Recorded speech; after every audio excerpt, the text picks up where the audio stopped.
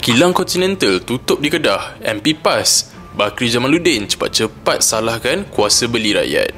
Katanya, bukan salah kerajaan negeri. Kejap. Bila ekonomi naik, PAS sibuk claim kredit. Bila pelabur cabut, bukan salah mereka. Double standard. Betul tak? Hello YB, 950 orang hilang kerja ni. Bukan perkara main-main tau. Continental jumpa MB Kedah beberapa kali. Tapi, apa tindakan balas? Runding, tawar insentif atau sekadar minum kopi dan selfie. Dan kata konon jangan politikkan ekonomi. Kalau 70% tayar untuk pasaran Malaysia, ini peluang lah. Kerajaan negeri patut bantu transform operasi kilang tu. Bukan duduk diam dan salahkan rakyat kononnya tak beli tayar mahal.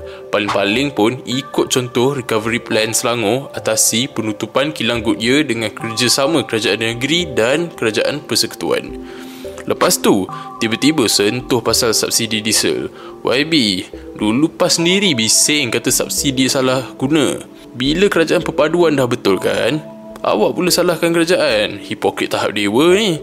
Goodyear tutup di Selangor, tapi kerajaan negeri cepat-cepat buat recovery plan. Continental tutup di Kedah, kerajaan negeri kata elakkan fitnah. Ini semua urusan perniagaan, jangan dipolitikkan. Itu je. Bila prestasi menjunam dan pelabur tarik diri, tiba-tiba jangan politikkan ekonomi. Tak boleh lah macam tu YB. Realitinya, pelabur tengok kestabilan, tengok dasar ekonomi, tengok kepimpinan.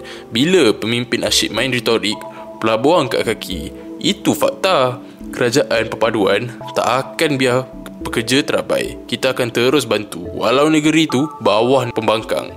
Tapi kalau negeri sendiri pun tak reti uruskan pelabur, jangan salahkan rakyat bila ekonomi makin sempit. Rakyat dah celik, pelabur pun dah bijak. Soalan sekarang, sampai bila PAS nak main drama dan salahkan semua orang kecuali diri sendiri?